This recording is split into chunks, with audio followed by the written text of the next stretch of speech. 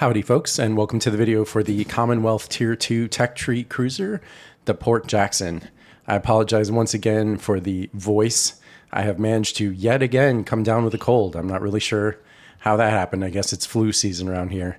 Anyway, the Port Jackson is a perfectly fine ship. It's a Commonwealth ship, so for whatever that's worth, this is going to be a perfectly fine game. There's only one player in it though, so it's your pretty traditional Tier 2 sort of game.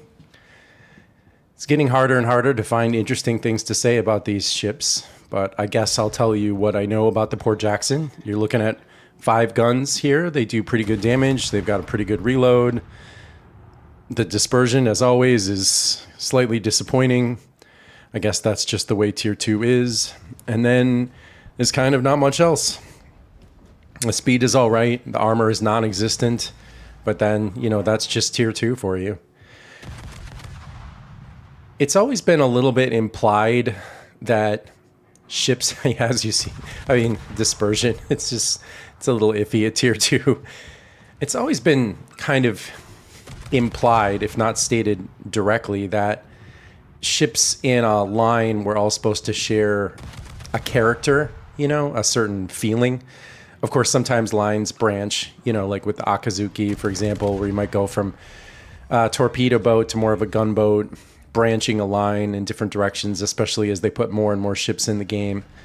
But there's always been this idea that, you know, these ships should reflect a certain design strategy. And the interesting thing about Tier 2 is that with a very few exceptions, maybe like the Weymouth with its all AP armament, they really just don't. Like, I took a look at the Tier 10 of this line, and it's the Cerberus.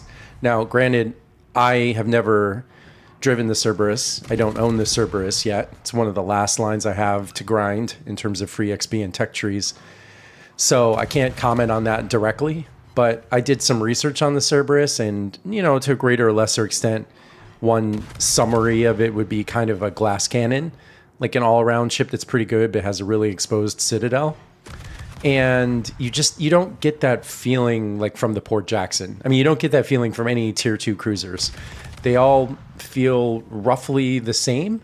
I mean, I realize they do have slightly different stats and such. And it is true that the Port Jackson has really bad armor, but then all the Tier 2 cruisers seem to have really bad armor. I mean, the guns at this tier just aren't strong enough from other cruisers to do all that much to you. And I mean, of course, battleships can citadel you, but then they can citadel everybody.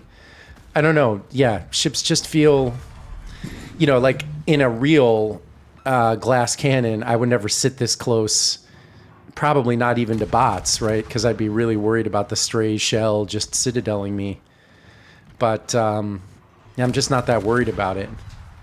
So, you know, plus if it was a glass cannon, then you would expect like the guns to be way better, but they're not. They're just kind of similar to every other Tier 2 cruiser. So, yeah, I'm not really sure why they did that, why Wargaming did that. I mean, I have played games where the character of a sort of a line shows up immediately from the beginning, or even shows up even more so. Like, I was thinking about MMOs, and obviously the analogy isn't exact, but if you think about the tiers in World of Warships as being similar to leveling up in an MMO, I mean, it's not always necessarily true that classes get to be more extreme versions of themselves at higher levels. Like, I wouldn't say that's always true. You know, I think back to my old Dungeons and Dragons days where the level 1 magic user got absolutely nothing except one copy of Magic Missile or Sleep. Like, that was a pretty extreme way to start out. So, yeah, I don't know. I'm using my normal strategy here of just defending the cap. It's working out great. You know, I wouldn't say that Port Jackson is bad. I mean, as Tier 2 cruisers go, I performed well in it. The DPM seems good. I'm not terribly worried about taking damage in a Tier 2 cruiser, so it doesn't much matter to me that, like, there's precisely 0 armor. The fire setting chance seemed to be pretty good. So, yeah, I mean, you know, of course, again, these videos are not about my commentary. They're about you just getting to see some gameplay of a real ship. So in that sense, you can just watch the gameplay and decide for yourself. I mean, as you can see, I'm setting a lot of fires. Yeah, I mean, it's relatively speedy by Tier 2 cruiser standards. 6.7 second reload is fine, especially given the number of guns. There's certainly nothing wrong with the Port Jackson. I guess I wish that the Tier 2 cruisers were more differentiated, though I wonder if that would make it harder to learn. I can understand why Wargaming made the choice to make them all roughly the same. It certainly would be more interesting for veterans if they were different. You know, it might have been cool if they had used that B hull system to create alternate versions of these ships that were more extreme.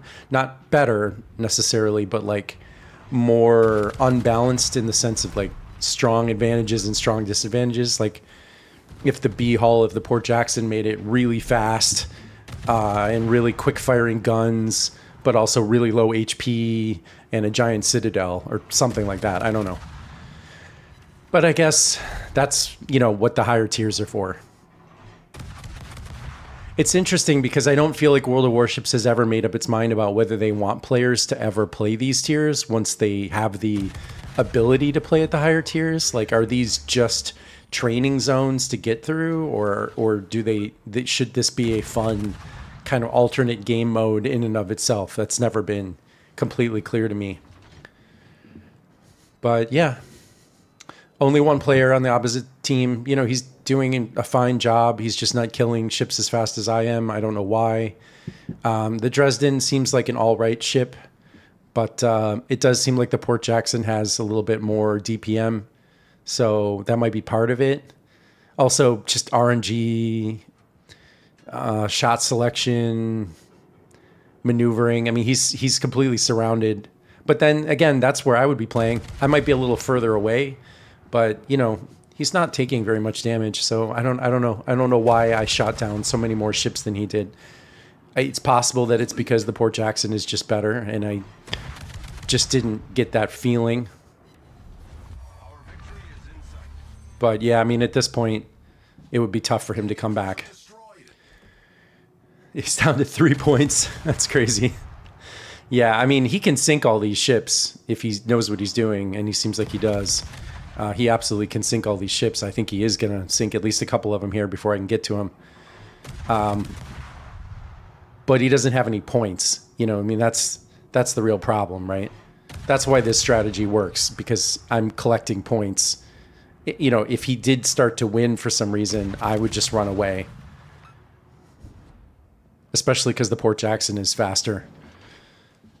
Yeah, I'm doing 27 knots before that turn.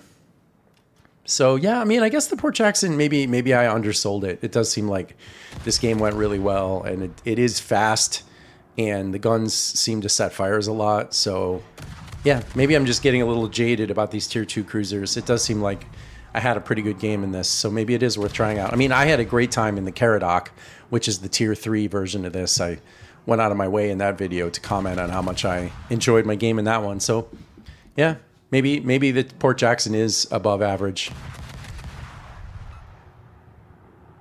I'd have to play a few more games in it, I guess. But I really do want to try the ships in this line. I never see the Cerberus. I mean, I couldn't tell you the last time I saw a Cerberus. Now, I mean, of course, that's because Wargaming has 8 million ships at this point, and they're always introducing new ones. And so whatever the new hotness is gets played all the time. And some of the older ships, especially Tech Tree ships, just don't get played that much. Tier 10, I don't see a lot of Tier 10 Tech Tree ships, with a couple of exceptions. The Yamato, maybe. The Shimikaze, maybe. Perhaps the Montana. Yeah, this guy's in a rough way. Not really sure what his plan was here at the end. Personally, I would have just accepted the loss, and I would have tried to kill as many bots as I could. I would have ran all the way to the corner. It would have made the game more annoying and take longer, but I would have... And I probably still would have lost, but I would have improved my stats and everything. He's kind of oscillating back and forth between trying to dodge my shells and do damage to the enemy. And that plan didn't quite work. Anyway, that's the Port Jackson. Yeah, I guess it's above average. I mean, I got a Kraken. I killed the enemy player. Seems like the fire chance is pretty good. So I would say I had a pretty good game by tier 2 cruiser standards in this guy. So that'll do it for this. And I will see you guys in the next video.